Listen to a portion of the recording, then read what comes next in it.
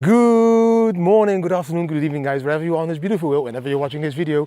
Welcome to the Bitcoin Family channel. For the newcomers, my name is Didi. First of all, I apologize. I was not there for you guys in the weekend. I didn't do any live AMA. And why? Because I was focusing a little bit on myself and my family. We had 2 beautiful days, one day boat trip, other day just chill and relax and enjoy family time, guys. So I am back Monday morning, 5 amazing Bitcoin charts, a trading tip, a travel tip, some live advice, huge news from Argentina. Maybe I should start to move to Argentina. I read this news, I'm like, yes, Mr. Presidente, I really like you. So it's gonna be a complete video with a lot of information. Watch it till the end and start this beautiful morning by giving it a thumbs up already. Thanks, and let's jump into the charts. Bam! The first chart for today, guys, is this weekly chart. Every candle is 1 week. We can see that massive resistance line, that green line that already drew for a couple of weeks ago at 52,510. I told you that will be a massive area of resistance. This is now the second candle that we closed down below that level of resistance, which indeed is telling us, yes, this is resistance. We didn't close that much lower. It's a beautiful candle. It's a little bit larger bottom wick than the top wick, and the new candle that we are closing now opened at the bottom of the wick and now is going a little bit lower. We are now around 51,500. This candle is going to close in 6 days. It is very important that you keep an eye on this candle and this weekly close in 6 days. Where is this candle going to close? Are we going to close this candle in the area of 48k?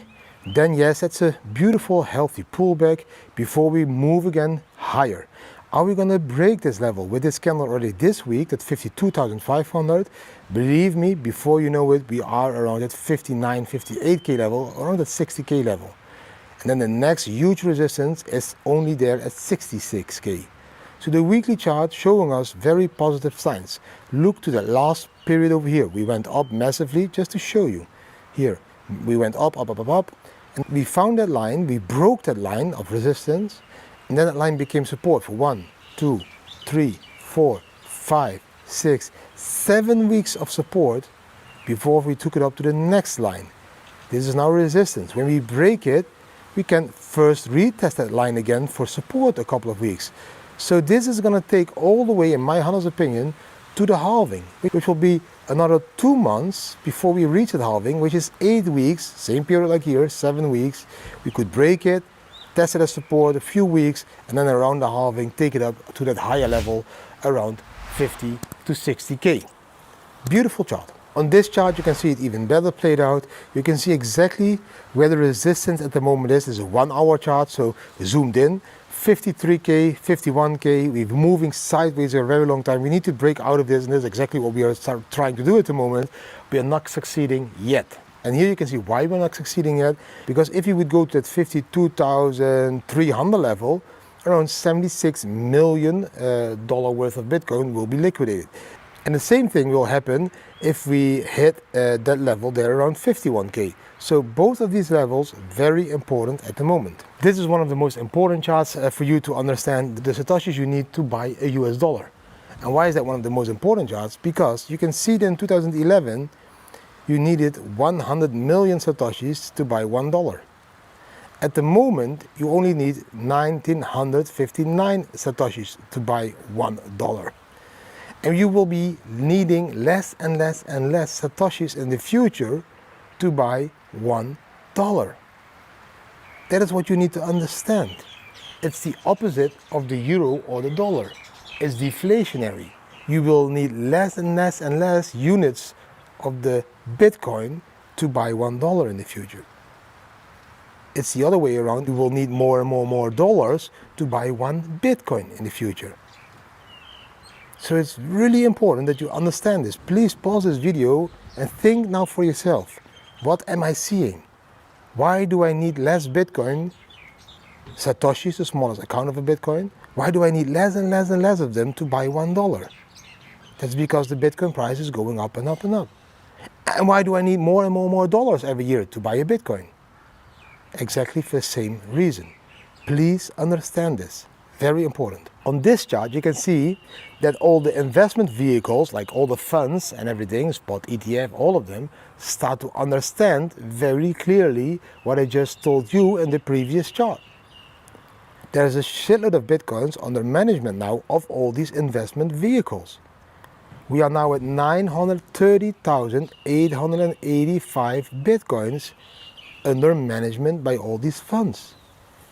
Do you see how much it has grown since 2020 till now? This is going to grow even way more if you every time with weekends sell your Bitcoins to them. Because they do understand that Bitcoin is deflationary.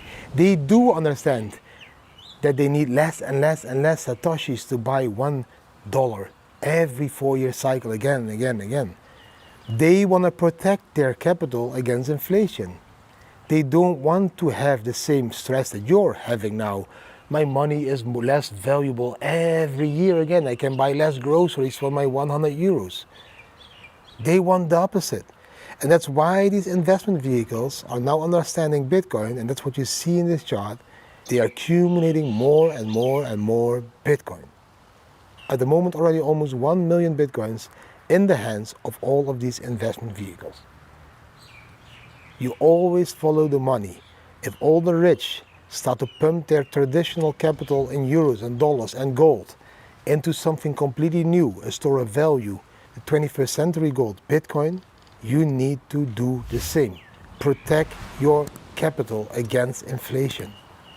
I hope you really enjoyed the charts, guys. Yes, as you could see in the short term, there is some volatility. We are in between this band, and that band is keeping us in between 50K and that 52K level. So that's almost 3 million addresses accumulated in this area. So that's why it's this massive area that we need to break out of. And it will take some time before we break out to the top or we break out to the bottom.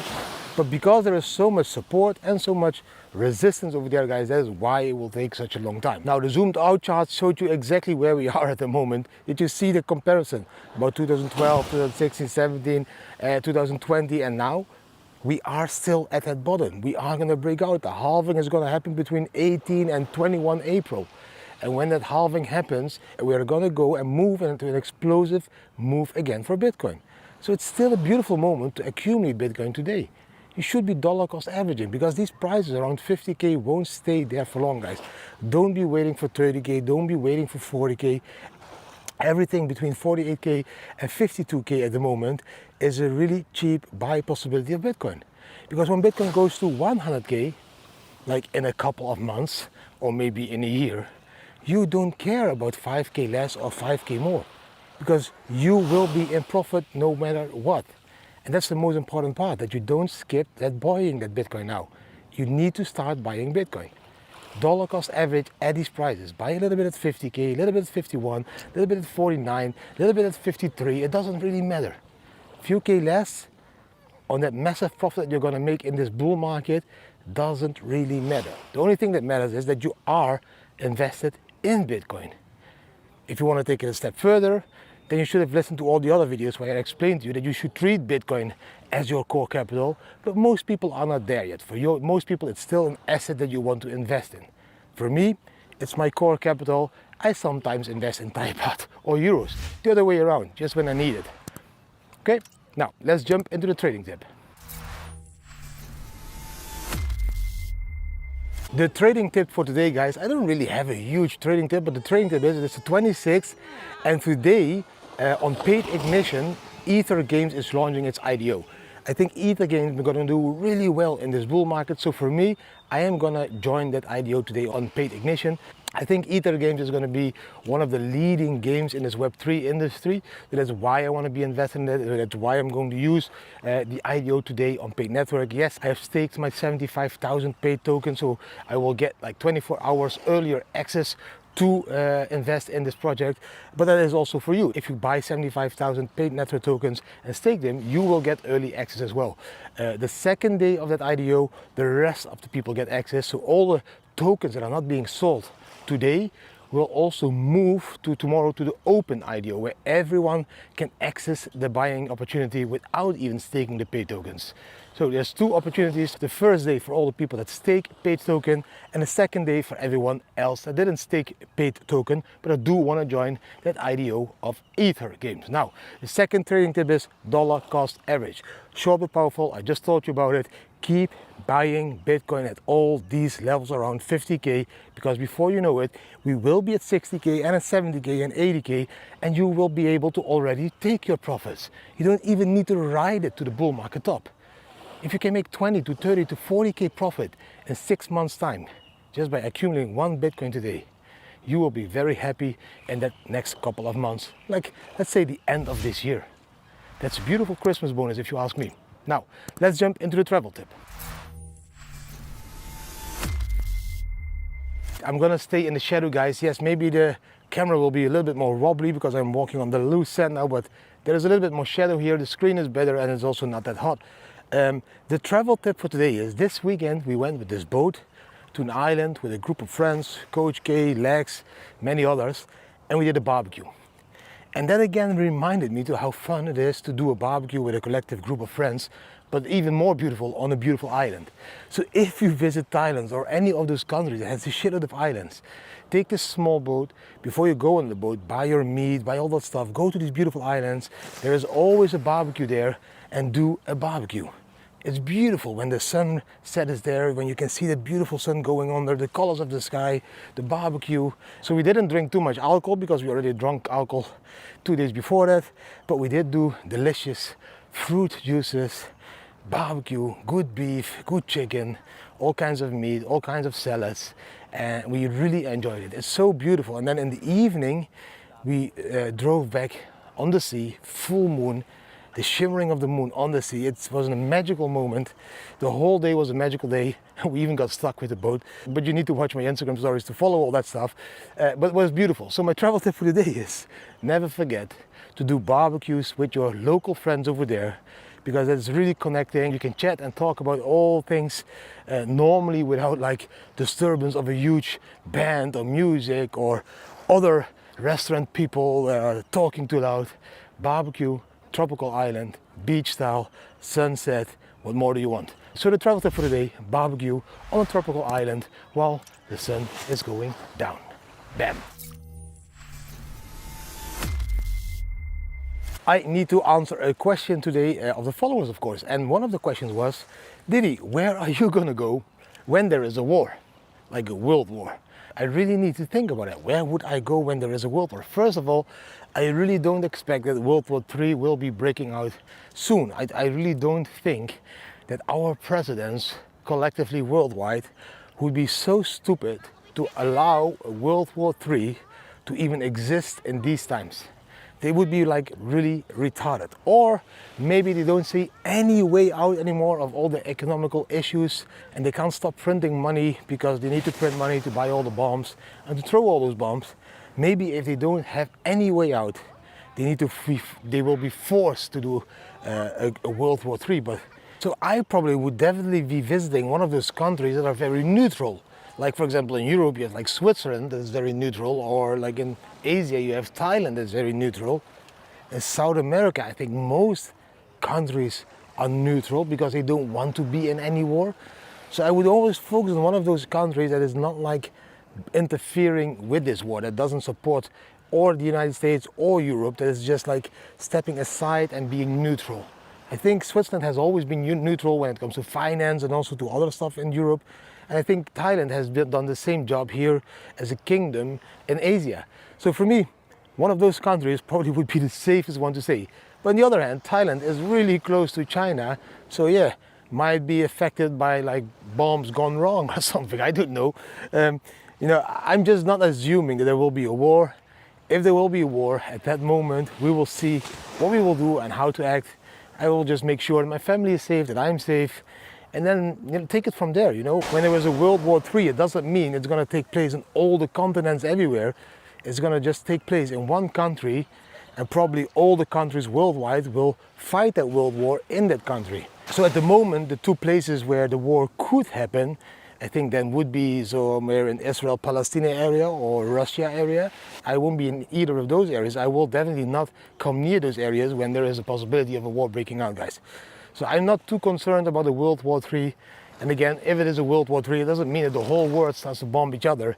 It's just taking place mostly on one place where a couple of countries collide together to another country, and that's what they call a World War III.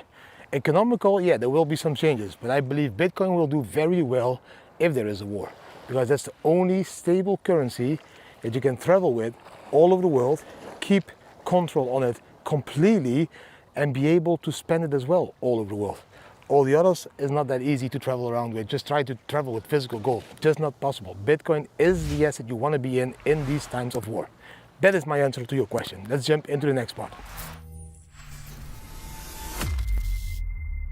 The news for today, guys, is amazing news. Javier Milei, el presidente de Argentina, he just announced that he's proposing a bill to be able to jail any official of the central bank in Argentina that gives the assignment to print money to solve the deficit of Argentina.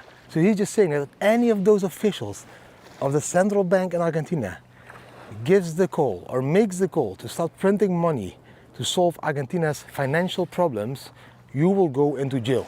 That is what the bill is going to state. This president, I get to like him more and more and more. This is a president that understands that all the problems in its country are because of the central bank printing money. This president understands the whole economical system. He understands that Argentina will be in pain for a couple of years by stopping the central banks because they can't print money anymore, to solve all their issues. But in time, it will solve the complete financial disaster that Argentina has gone through in the last couple of decades. Thousands % of inflation. You can't solve this by printing even more money to create even more inflation. Javier Milei understands how to handle it. And he is saying, try me out. Please, try it. Push that button. Print. You will go into jail. You will be in jail. You suit-wearing central bank's idiot will go into jail if you print any more money to solve Argentina's deficit. I think he's doing a great job. I think more countries should follow his example because these central banks have caused a lot of shit for us. And we have accepted it for many decades. But it becomes time that we say, no, enough is enough. We are not going to print more money. It didn't solve anything in the past and it won't solve anything in the future. All of the printing is just going to the rich. And luckily, a shit of the printing is going into Bitcoin. And yes, that is also positive for Bitcoin. The price is going up. But for me, it's way more important that the economical system worldwide changes so that everyone has the same possibilities and chances. So for me, it doesn't matter. Bitcoin can stay at 50K forever. For me, it's more important that Bitcoin changes the monetary policy worldwide and that we step away from the central banks, the oppression that's being forced upon us because of those central banks and the politicians, and that we escape that we keep our freedom, that my kids will grow up in a freedom world, not in a social credit system that is being pushed there by these politicians and the central banks. I don't want that world. So I'd rather have a freedom world in the future for my children than Bitcoin going to millions. That's very clear for me. And of course I will be happy if Bitcoin goes to millions or to 100K. Of course it will make me also happy because I was right in what I predicted already 8 years ago. But still, I would prefer Bitcoin to be a peer-to-peer cash that's being used by everyone out there to surpass the complete traditional finance system, withdraw all their banks, all the power of those people, just take the funds away so they don't have control anymore, put it all in Bitcoin. I prefer that situation of Bitcoin being $1 million, because that would make the world a way more beautiful, freedom place for me and my children. I don't want them to grow up in a system where 1% has full control, social credit system, face masks, all that shit that you don't want to do, just because you use their currency.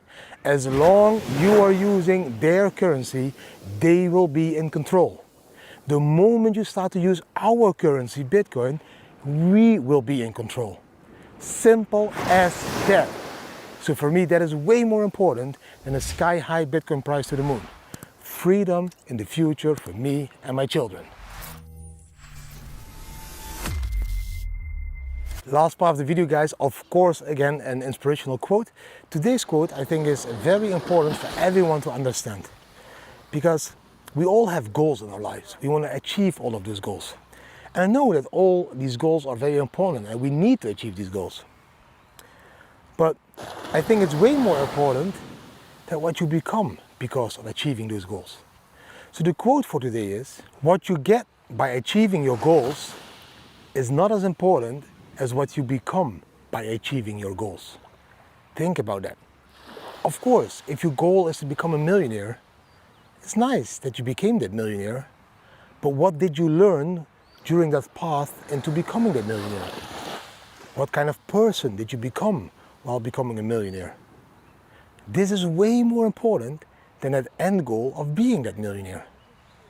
Being that millionaire will change a little bit. You will make your life a little bit more luxury and it will give you less pressure on, working for food or for a roof above your head. But the most important part is, who did you become? What kind of decisions did you make? And what kind of decisions are you going to make in the future because of that? Because you will learn a shitload of lessons while you're walking the path towards becoming a millionaire. So it's way more important that what you become by achieving your goals instead of what you get by achieving your goals.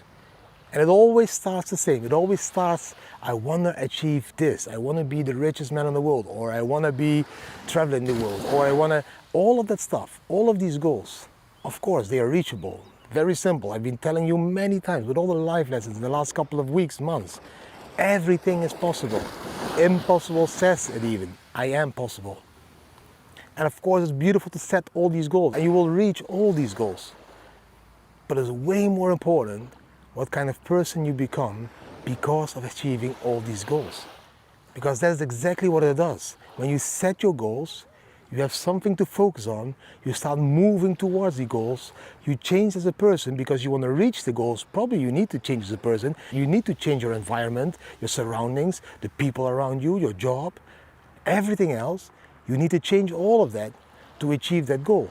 So in the end, you become a complete new person because you want to achieve those goals in the future. So that is why it always starts with step one, set your goals. What are your 10 goals for the next 10 years? Make a list, write them down. These 10 goals, I'm setting them now for the next 10 years. And when you set those 10 goals, choose the one that you like the most. And that is the goal you're gonna achieve this year. And you're gonna do everything you can to achieve that first goal that you want to achieve in this list this year. And if that means quitting your job or whatever else it means, you just need to do it to achieve that goal. And that is when you find out that you're changing as a person, and that the changing of your person and your surroundings and everything else, your job, whatever it is, will lead to achieving that goal. And when you do that one time, you can do that 10 times as well. So the next 10 years will be a success of achieving goals and changing as a person and growing as a human being into this new version of yourself that you always wanted to be. That's how simple it is, guys. Now, that was everything for today. I hope you really enjoyed today's video again. I hope you enjoyed the charts. If you did enjoy the charts and everything else, then please give this video a thumbs up, share it with your friends and family, subscribe to the channel, hit the notification bell, and leave a comment. What do you think about the charts, about everything else in this video? We want to grow as fast as possible to 75K. I want to raise Bitcoin to that 75K level. We want to achieve 75K before Bitcoin reaches 75K. So that is my goal for this year till December, 75K YouTube. And I'm going to achieve it because I'm going to change whatever is needed to achieve that goal. Even if I need to make different kinds of videos, I'm going to do it because I want to have 75K views. Let me know down below what you think I should change to reach 75K subscribers on YouTube. Thanks for watching. I wish you an amazing day and see you tomorrow again. Bam.